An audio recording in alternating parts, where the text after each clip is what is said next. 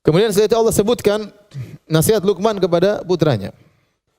Wa idz qala Luqmanu li binihi wa huwa ya'idhuhu. Tatkala Luqman berkata kepada putranya dan dia menasihatinya. Mau'izah yaitu nasihat disertai dengan takhwif. Namanya mau'izah. Ya, memberi masukan disertai dengan peringatan. Ya. Disertai dengan peringatan, ya. Wa huwa ya'idhuhu. Ada yang mengatakan anaknya ini musyrik. Ada yang mengatakan anaknya musyrik, ada yang mengatakan Luqman ini istrinya juga musyrik.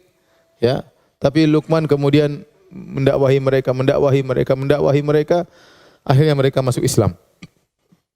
Wa huwa ya'idhuhu, dan Luqman menasihati putranya, ya bunayya la tusyrik billah. Wahai putraku, la tusyrik billah, jangan kau berbuat kesyirikan. Inna syirka la dzulmun azim. Sungguhnya syirik adalah kezaliman yang sangat agung, ya. Di sini Luqman membuka nasihatnya dengan berkata, ya bunayya, wahai putraku. Ini kita orang tua harus ingat, ya. Kalau kita panggil anak kita dengan kata yang terbaik, ya. Bahkan Luqman tidak berkata ya ibni, tapi ya bunayya. Bunayya itu tasghir dalam bahasa Arab, yaitu menunjukkan kasih sayang, ya. Kata-kata yang menunjukkan kasih sayang luar biasa dari seorang ayah kepada anaknya, ya. Bahkan jika anaknya kafir seperti kata Nuh alaihissalam, ya bunayya irkam ma'ana. Nuh berkata kepada putranya yang kafir, yang membangkang bapaknya, yang menghalangi dakwah bapaknya, ya, yang bergabung sama orang kafir, itu pun Nabi Nuh berkata, ya bunayya, wahai putraku. Ya. Dia tidak mengatakan, hei Bahlul, hei, belum tobat juga, sebentar lagi mampus, sebentar lagi enggak. Dia tetap mengatakan ya bunayya, ya. Nah, kita kadang-kadang emosi kita enggak panggil dengan putraku, kita panggil namanya terkadang, ya. Terkadang kata-kata yang tidak pantas didengar oleh anak-anak, ya. Maka tetap kita jaga. Ingat, para ulama mengatakan anaknya ini musyrik. Anaknya siapa? Luqman. Ya, sama seperti Nuh berkata kepada putranya, ya bunayya, wahai putraku, wahai ananda, ya, ya. Wahai buah hatiku, ya, seperti itulah. Bagaimana kalau anak kita tidak musyrik? Hanya sekedar suka main game online. Ini tidak syirik tapi menjengkelkan. Kita panggil baik, ngobrol baik-baik sama dia, putraku ini gini. Kamu mau besar gimana? Main game terus kerjanya, ya. Yang nonton YouTube yang dinonton kayak begini, ya. Ngomong baik-baik, ya.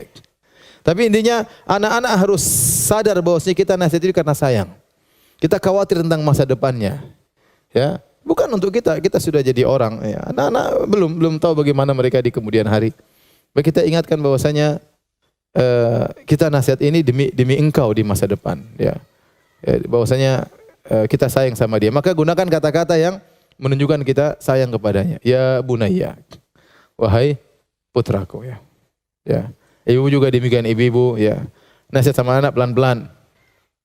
Jangan dengan kata-kata yang kasar. Abi, anakmu ini, Bi. Anak kita bersama itu.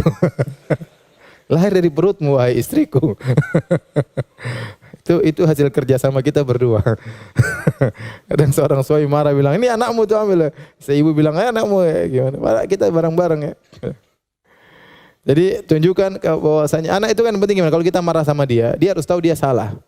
Jangan kita hanya sekedar marah-marah, kita ngomel-ngomel, dia tidak sadar kalau dia salah. Dia harus sadar bahwasanya kita marah sama dia karena kita sayang sama dia.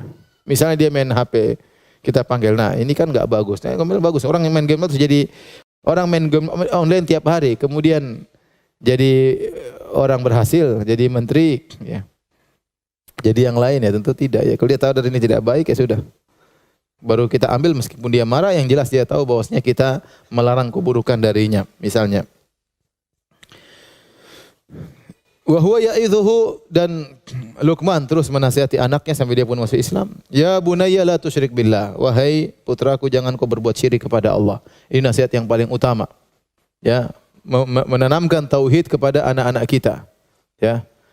Ini yang lebih utama daripada yang lainnya. Tauhid, ya. Bahwasanya Allah harus diagungkan. Meminta hanya kepada Allah, bertawakal kepada Allah, serahkan urusanmu kepada Allah. Sering kita bilang gitu, ya nak, berdoa sama Allah, nak. Serahkan urusanmu kepada Allah. Ya, semuanya mudah kalau Allah berkehendak. Kau minta kepada Allah. Sering kita gantungkan urusan mereka dengan siapa? dengan Allah. Dia bilang tenang, nanti bapak yang ngurus. Tenang. Tenang. Bapak tinggal telepon selesai misalnya. Tenang, Abi jenderal, jangan khawatir. Bapakmu jenderal nak, jangan khawatir. Ya. Jadi kita akhirnya melupakan dia kepada Allah. Kita membuat dia bertawakal kepada kita. Dan itu kurang bagus. Sehingga dia bertawakal kepada bapaknya, bersandar kepada bapaknya, bersandar kepada kekayaan harta bapaknya dan yang lainnya. Maka seorang menanamkan tauhid, nilai-nilai tauhid kepada anaknya ya. Bahwasanya mintalah kepada Allah. Bapak akan membantu. Tapi kau minta kepada Allah. Abi akan usahakan. Tapi kau berdoa kepada Allah Subhanahu wa taala. Ya sudah minta kepada Allah belum? Ya, sering latih diri dia untuk meminta kepada Allah, untuk bersandar kepada Allah, untuk meyakini bahwasanya tidak mungkin berjalan kecuali dengan izin Allah Subhanahu wa taala.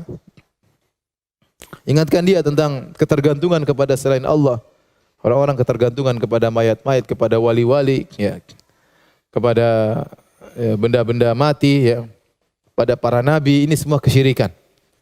Inna syirka la dzulmun azim, sungguhnya kesyirikan merupakan kezaliman yang besar, ya. Karena adil dalam bahasa Arab, al-adil adalah wad'u syai' fi mawdhi'ihi. Keadilan dalam bahasa Arab maknanya meletakkan sesuatu pada tempatnya. Adapun kesyirikan lawan dari adil zalim. Lawan daripada adil zalim. Adil meletakkan sesuatu pada tempatnya, syirik atau zalim meletakkan sesuatu tidak pada tempatnya. Dan kezaliman yang paling zalim syirik. Kenapa? Karena sangat tidak pada tempatnya. Yang menciptakan alam semesta Allah Subhanahu wa taala, yang menciptakan kamu Allah Subhanahu wa taala, yang menyediakan sarana dan prasarana Allah, yang berikan rizki, berikan kau nafas setiap hari. Bumi yang kau pijak milik Allah, udara yang kau hirup milik Allah Subhanahu wa taala. Allah membuat engkau membuka matamu setiap hari untuk bisa melihat. Ya, kemudian kau berminta kepada makhluk semisalmu atau lebih parah darimu, mayat-mayat yang sudah tidak bisa bergerak. Ya. Atau minta kepada pohon, kepada batu. Maka ini adalah sangat tidak pada tempatnya. Maka disebut dengan kezaliman yang parah. Ya. Maka disebut zulmun azim, kezaliman yang sangat besar. Kenapa? Karena sangat tidak pada tempatnya syirik itu.